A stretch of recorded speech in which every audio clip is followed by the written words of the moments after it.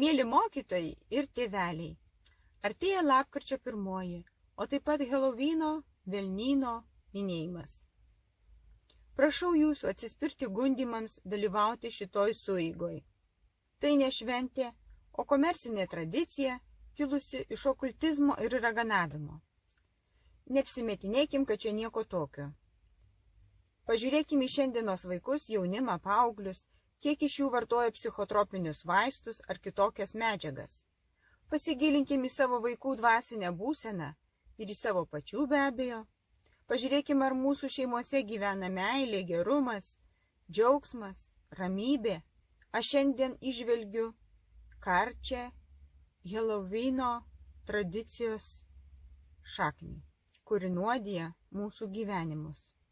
Turime teisę ir pareigą pasakyti ne blogio šaknims.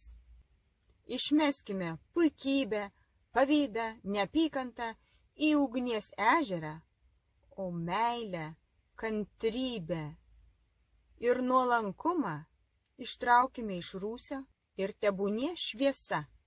Ačiū.